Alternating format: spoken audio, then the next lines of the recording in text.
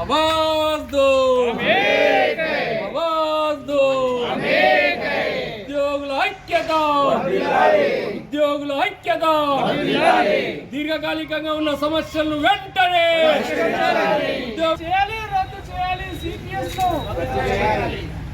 CPS వద్దురా, CPS వెంటనే, CPS వద్దురా, పెండింగ్ డిఏలను వెంటనే, పెండింగ్ డిఏలను వెంటనే, పిఆర్సీ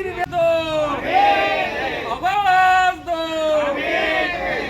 సమస్యల పట్ల ప్రభుత్వం మొండి వైఖరి, నశించాలి. ఉద్యోగ ఉపాధ్యాయుల సమస్యల పట్ల ప్రభుత్వం మొండి వైఖరి.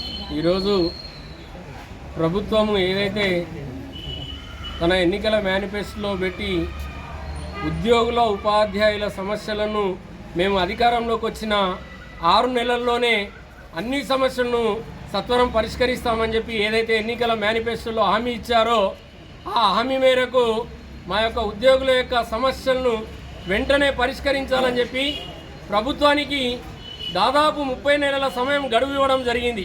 ఆర్థిక పరిస్థితి మేము కూడా అర్థం చేసుకొని గడువు ఇవ్వడం జరిగింది.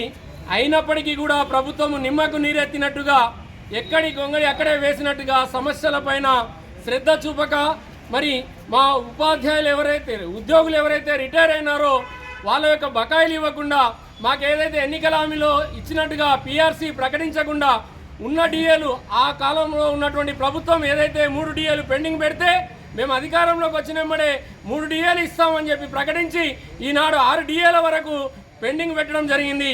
ఇది చాలా దుర్మార్గమైనటువంటి చర్య, మా ఉద్యోగుల యొక్క హక్కులను కాలరాస్తున్నటువంటి చర్య. కాబట్టి అందుకు నిరసనగా ఉద్యమ కార్యాచరణ టీజీఈ జాక్ ప్రక్షాళన ఇది తొలి కార్యక్రమం.